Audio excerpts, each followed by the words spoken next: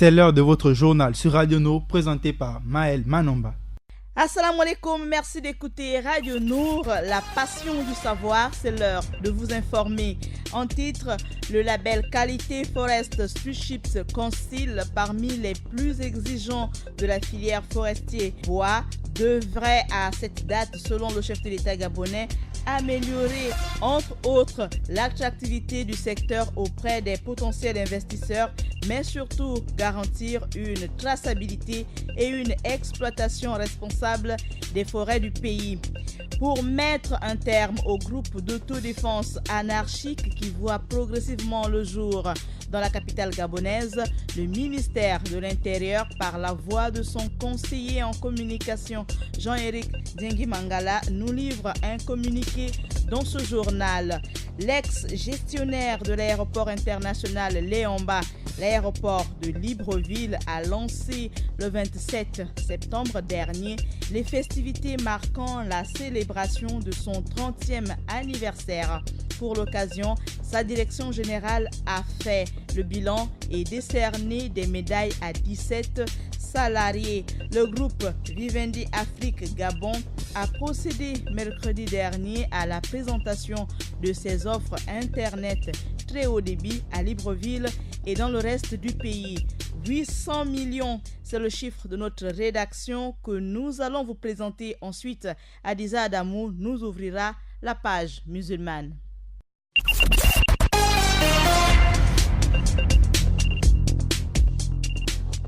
2022, c'est la date butoir donnée par le président gabonais, son Excellence Ali Bongo Ondimba, pour se conformer à la norme de certificat FSC pour les exploitants forestiers exerçant au Gabon. C'est au détour d'une visite à la scierie de Rouget Gabon à Mbemvang, à 60 km de Njolé, que le chef de l'État s'est montré préoccupé par la capacité pour son pays de répondre aux défis de la qualité dans la filière bois. Rappelons que la compétitivité impliquant l'observation des normes plus exigeantes en la matière commande, selon le chef de l'État gabonais, je cite, d'aller plus loin et nous adapter à la demande des marchés internationaux. Nous sommes même contraints de nous distinguer. Je le répète, notre objectif est d'être parmi les premiers. Notre ambition est de jouer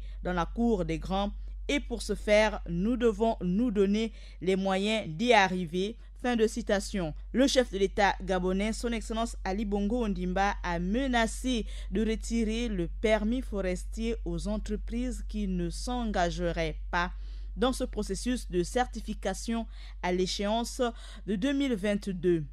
Pour mettre un terme au groupe d'autodéfense anarchique qui voit progressivement le jour dans la capitale gabonaise, le ministère de l'Intérieur, par la voix de son conseiller en communication Jean-Éric Diengi-Mangala, nous livre un communiqué que je vous propose d'écouter. Le ministre d'État, ministre de l'Intérieur en charge de la sécurité, tient à rappeler que l'existence de ce groupuscule n'est ni reconnue, ni tolérée par les autorités en charge de la sécurité, encore moins par les forces de police nationales. Ces activités sont donc illégales. Par ailleurs, le ministre d'État, ministre de l'Intérieur, rappelle que la mission de sécurisation des personnes et des biens sur l'ensemble du territoire national est une mission régalienne dévolue exclusivement aux forces de défense et de sécurité, notamment aux forces de police nationale et à la gendarmerie nationale.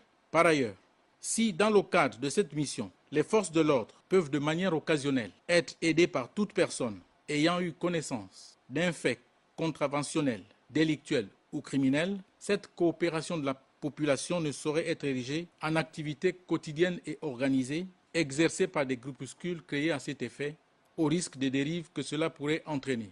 En conséquence, la création et la promotion des groupes d'autodéfense dont la vocation serait d'agir en lieu et place des personnes investies de ces missions par la loi sont donc considérées comme des infractions assimilables au délit d'usurpation de fonction puni par le Code pénal en son article 165. Aussi, le ministre d'État, ministre de l'Intérieur, en guise de dernier avertissement, invite les promoteurs de tels groupuscules à cesser immédiatement leurs activités.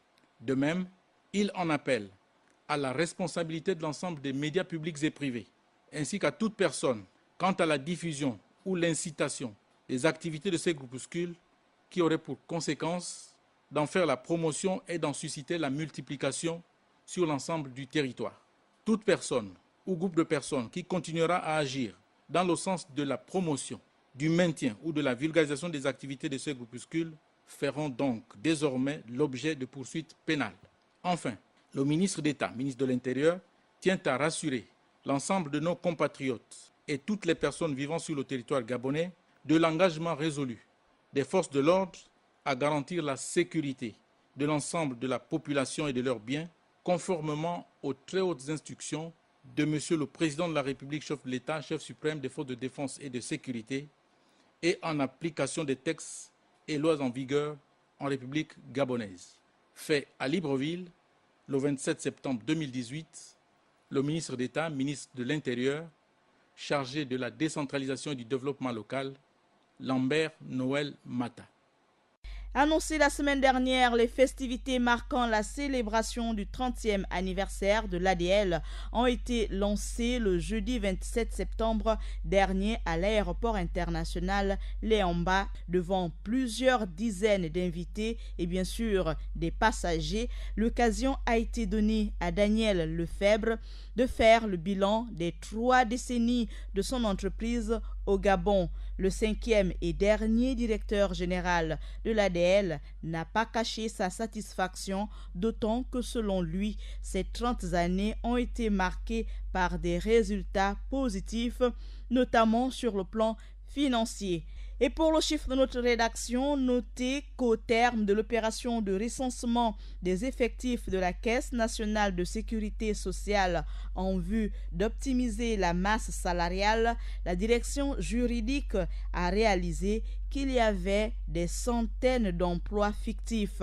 Résultat, sur les 2 milliards de francs CFA de masse salariale, 800 millions ont été économisés. Nous ouvrons à présent avec Adiza Adamou, notre page musulmane. Walaikum salam Maël, dans cette page musulmane, on parle du sermon prononcé par l'imam Inoussa Aboubakar de la mosquée de Batavia ce vendredi. On parle également au Tchad du ministre des Finances qui a été limogé de ses fonctions. Et pour terminer, on parle de ce pont qui reliera l'Arabie Saoudite et le royaume du Bahreïn. On ouvre cette page musulmane au Gabon avec le sermon de ce vendredi de la mosquée de Batavia. C'est du haut de sa chair que l'imam Inoussa Aboubakar de la mosquée de Batavia, pour ce 2e vendredi du 1er mois de l'année islamique, exhortait les fidèles de cette mosquée à s'habiller décemment comme nous le recommande la religion musulmane. L'actualité du monde musulman, c'est aussi au Tchad où le ministre des Finances a été limogé de ses fonctions. Au Tchad, le ministre des Finances et du Budget, Issa Mahamat Abdelmahmoud, a été limogé jeudi dernier. Les 4 mois passés par l'ancien ministre à la tête du ministère des Finances et du Budget n'ont pas été de tout repos. Le jour même de sa nomination, Issa Mahamat avait été suspendu de ses fonctions pour une mission au contrôle général de l'État. Un mois plus tard, ce sont les fonctionnaires du dit ministère qui protestaient bruyamment et plus tard, le ministre sera en conflit avec le trésorier payeur général proche du chef de l'État tchadien. Soulignons que l'ancien ministre des Finances a été remplacé par son secrétaire d'État, Mahamad Alali Abakar. Et on ferme cette page musulmane Maël à l'international avec ce pont d'envergure qui reliera l'Arabie Saoudite et le royaume de Bahreïn en 2023.